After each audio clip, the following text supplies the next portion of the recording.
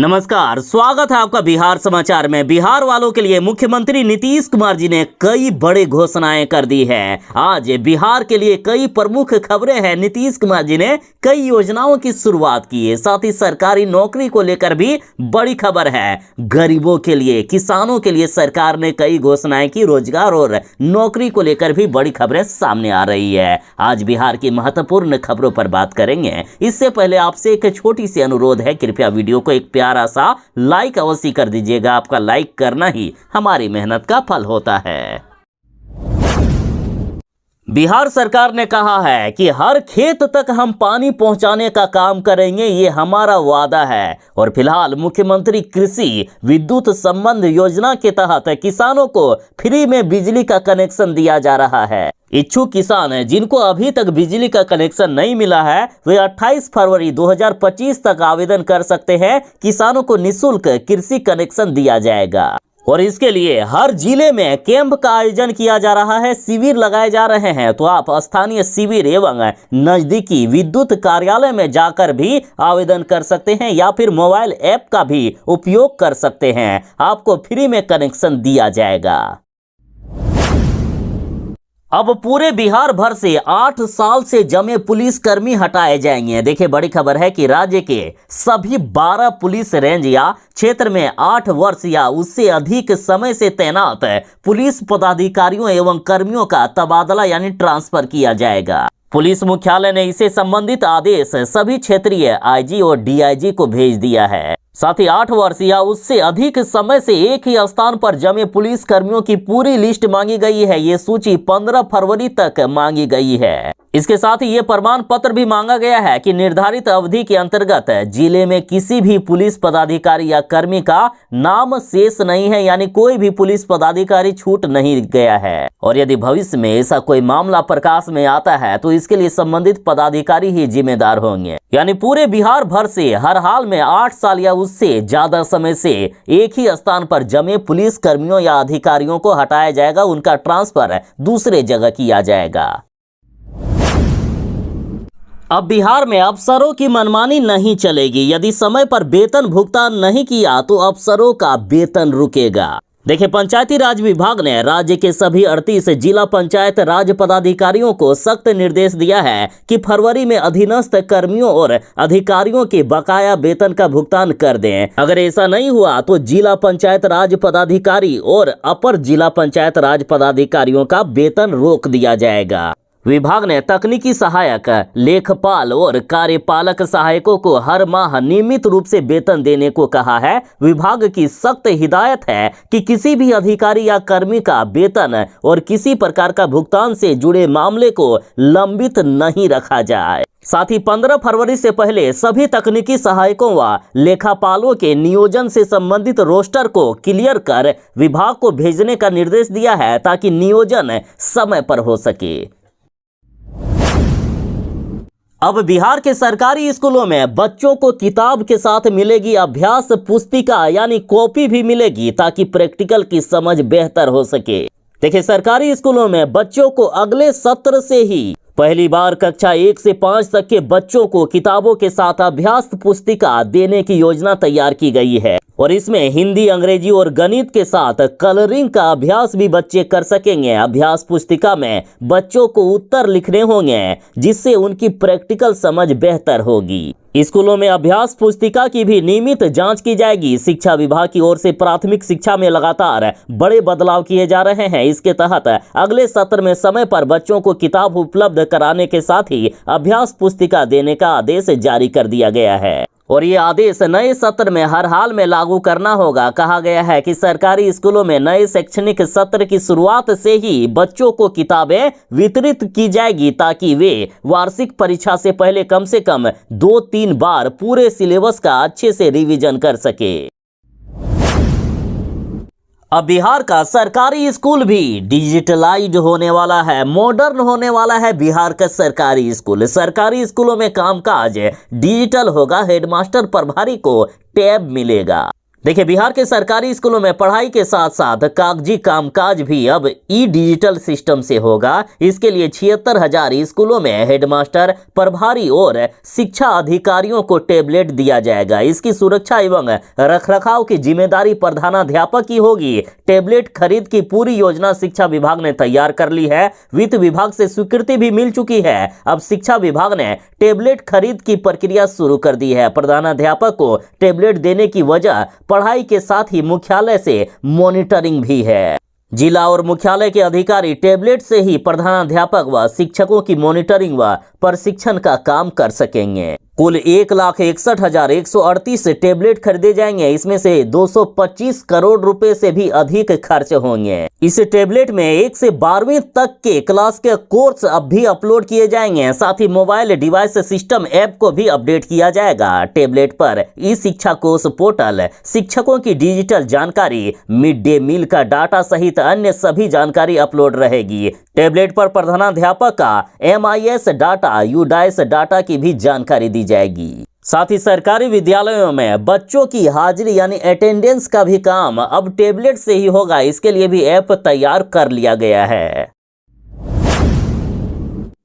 High court ने अब आदेश जारी किया है कि दुष्कर्म केस को रद्द करने की कोई भी अर्जी अब कोर्ट के द्वारा नहीं स्वीकार किया जाए। देखिए, केरल उच्च न्यायालय ने कहा है कि दुष्कर्म मामलों में पीड़िता की मुकदमा रद्द करने की याचिका को भी प्राथमिकता नहीं देनी चाहिए। ये फैसला एक पीड़िता की याचिका पर आया जिसमें उसने अपने नृतक शिक्षक के खिलाफ दुष्कर्म से संबंधित एक धारा और यौन अपराधों से बच्चों का संरक्षण अधिनियम के तहत मुकदमा दर्ज किया था। केरल हाईकोर्ट ने साफ कहा है कि दुष्कर्म केस को यदि दर्ज किया जाता है तो उसे रद्द करने की कोई भी अर्जी कोर्ट के द्वारा स्वीकार नहीं किया जाए।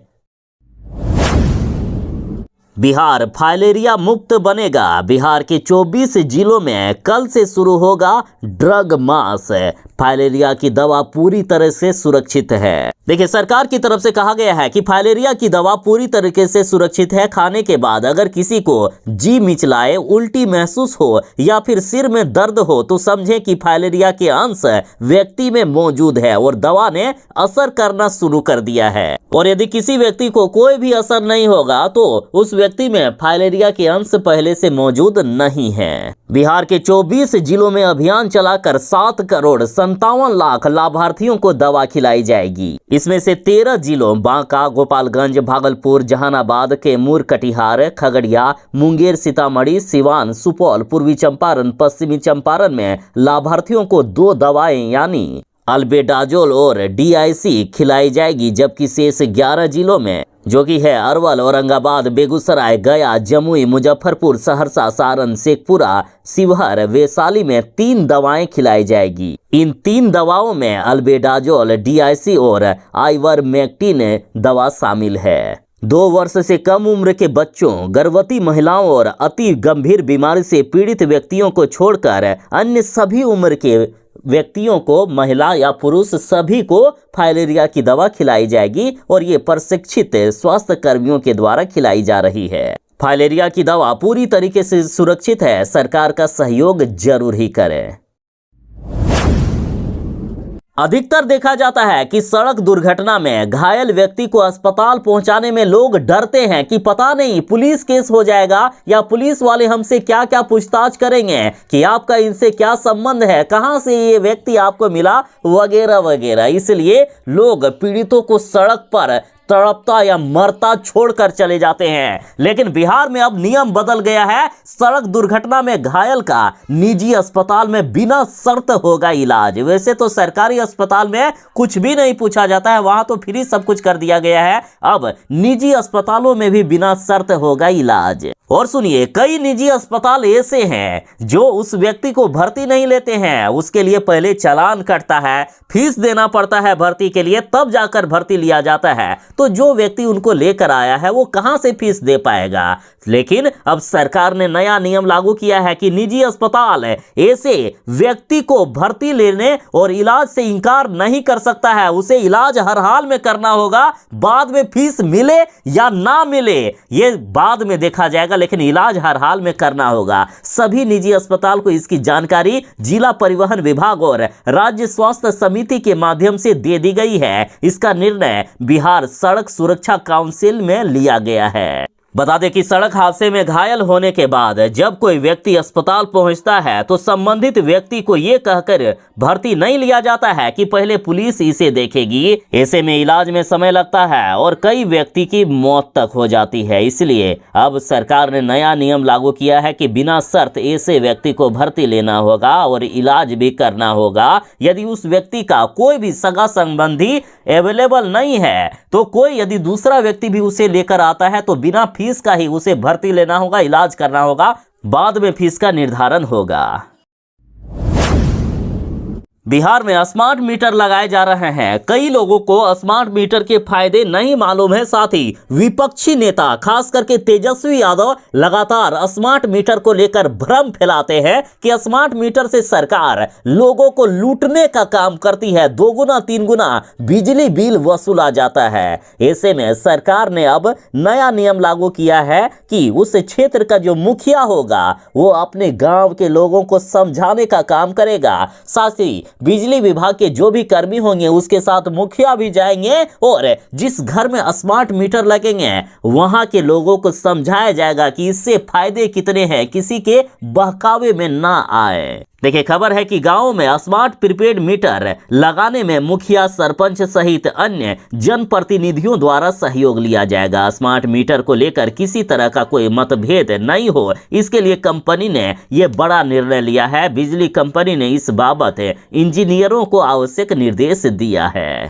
बिजली कंपनी का मानना है कि उपभोक्ताओं को संतुष्ट करने के बाद ही मीटर लगाया जाए। स्मार्ट मीटर से संबंधित उपभोक्ताओं के मन में किसी भी प्रकार का भ्रांति ना रहे, ये जरूरी है। बिहार में मनमानी करने वाले 5000 से भी ज्यादा निजी स्कूलों की अब मान्यता रद्द होने वाली है। बिहार में कई निजी स्कूल ऐसे भी हैं जो गरीब बच्चों से भी फीस वसूल रहे हैं, जबकि सरकार इनके लिए आर्थिक सहायता दे रही है। देखिए, बिहार के 5000 से भी ज्यादा स्कूलों ने शिक्षा के अधिकार अधिनियम के मानकों का पालन नहीं किया है। इन स्कूलों ने शिक्षा के अधिकार के तहत अपनी अनिवार्य रिपोर्ट मुख्यालय को नहीं सौंपी है। ऐसे में इन स्कूलों की मान्यता रद्द की जा सकती है। केंद्रीय शिक्षा मंत्रालय ने बिहार सरकार को ऐसे स्कूलों की सूची सौंपते हुए उनके खिलाफ कार्रवाई करने का निर्देश दिया है। इनमें से सबसे अधिक स्कूल पटना के हैं जो 800 की संख्या में है। मुजफ्फरपुर में 640 स्कूल हैं, भागलपुर में 500 स्कूल। इसके अलावा गया, मुंगेर, सिवान, छपरा, वाल्मीकि नगर, मधुबनी, सासाराम और सहरसा में स्कूलों की संख्या है। शिक्षा विभाग ने कई बार इन स्कूलों से सीटों की संख्या मांगी, लेकिन अधिकांश स्कूलों ने